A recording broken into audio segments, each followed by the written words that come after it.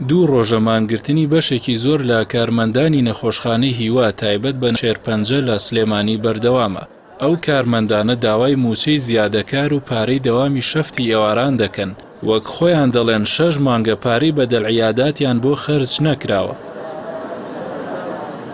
مانگرتنی کارمەندانی نەخۆشخانەی هیوا ڕاستەوخۆ کاری کردووەتە سەر پرۆسەی چارەسەری ڕۆژانەی نەخۆشانی شێرپەنجە کە لە نەخۆشخانەکە بەڕێوە دەچێت. بەشێک لە کارمەندە مانگرتوەکان پێیان وایە جگەلەوەی پارەی زیادەکاریان پێ نادرێت، هاوکات، میلاکات و ژمارەی کارمەندانیش کەم کراوەتەوە کە وەک خۆیان دەڵێن ئامانج لەم هەنگاوانە ئەوەیە نەخۆشخانەی هیوا هاوشێوەی زۆرێک لە خزمەتگوزاریەکانی دیکە بدرێتە کۆمپانیا و کەرتی تایبەت و لەمە دووە نەخۆشانی شێرپەنجە لەسەر گیرفانی خۆی پشکنین و چارەسەر وەربگرێت.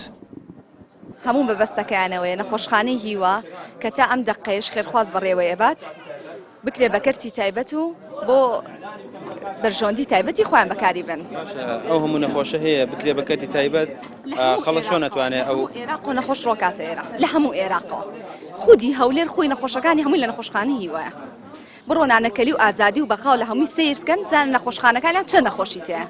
باش ئێوە دوێنێ ڕاتانگەیان موچەی چەند مانگێکتان وەرنەگرتووە؟ بەڵێ. ئێوە بڵێن بەدەڵعیاداتنەوە تە شەفتی زیادەی دوانی وڕانوە؟ بەڵێ ڕاستە. باشە. ئەی پێما بە قسە لەسەر کەمکردنەوەی میلاکات کراوە، سا چەندی میلاکاتتان کەم کراوە؟ لە سا 5 میلاکات کەم کراوەتەوە، نەک میلاکات بوجەکەش کەم، هەم بوجەکە کەم کراوەتەوە، هەم عەدەتی کارمەند و دکتۆرەکانیش کەم کراوەتەوە. نەخۆشانی شێرپەنجە تا ئێستا بەشێکی زۆر لە پشکنین و چارەسەریان لە نەخۆشخانەی هیوا بۆ دەکرێت. بەو پێی خەرجی ئەم نەخۆشیە کوشندەیە زۆر بەرزە و دابینکردنی دەرمان و پشکنین و تەنانەت بینینی پزیشکیش لە توانا و دەسەڵاتی هاوڵاتی ئاسایی و موچەخۆردان نییە. بە بڕوای کارمەندانی نەخۆشخانەکە ئەگەر خزمەتگوزاریە تەندروستیەکانی ئەم نەخۆشخانەیە بدرێتە کۆمپانیا و کەرتی تایبەت، بارگرانیەکی یەکجار زۆر لەسەر شانی نەخۆشانی شێرپەنجە و خێزانەکانیان دروست دەبێت کە ڕەنگە ئەو بارگرانیە بگاتە ئاستی فرۆشتنی خان و ئۆتۆمبیلیش لە پێناو دابینکردنی چارەسەر و دەرمان بۆ نەخۆشێکی شێرپەنجە. کەمکردنەوەی موچە و ژمارەی کارمەندانی نەخۆشخانەیەکی گرنگی وەکو هیوا لە کاتێکدا لە هەرێمی کوردستان هەزاران موچەخۆری حیزبی و بندیوار و خانەنشینی نایاسایی هەن کە مانگانە ملیاران دیناریان لە داهاتی گشتی پێدەدرێت و هیچ دەوام و ئەرکێکیش بەجێ ناهێنن. بەو پێ دروستکردنی گرفت بۆ ئەم نەخۆشخانەیە هۆکارەکەی کەمی داهات نییە، بەڵکو بە پلەی یەکەم لە نەعەدالەتی لە دابەشکردنی داهاتدایە.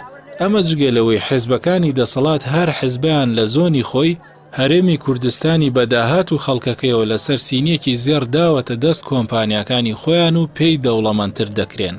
ئێستا هاوڵاتیانی هەرێمی کوردستان دەپرسن لەم دۆخە داراییە نالەبارەدا کە تەنانەت موچەی فەرمانبەر بە گرێ و گرفتی زۆرەوە دەدرێت و هیچ جوڵە و کەسابەتێکیش لە بازاردا نەماوە تەسلیمکردنی نەخۆشخانەکان بە کەرتی تایبەت و بڕینی موچە و شایستەی دارایی کارمەندانی کەرتی تەندروستی چه خزمەتێک بە خەڵک دەکات؟ ئایا دەسەڵاتداران بیریان لە زیان و بارگرانیەکانی وەها هەنگاوێک بۆ سەرشانی هاوڵاتی کردووەتەوە؟ یاخود لە هەرێمی کوردستان خەریکە کۆمپانیا حیزب دەبێتە چەقی هەموو گرنگی پێدانەکان و هاوڵاتی و نەخۆش و سامانی گشتیش دەخرێتە خزمەتیەوە؟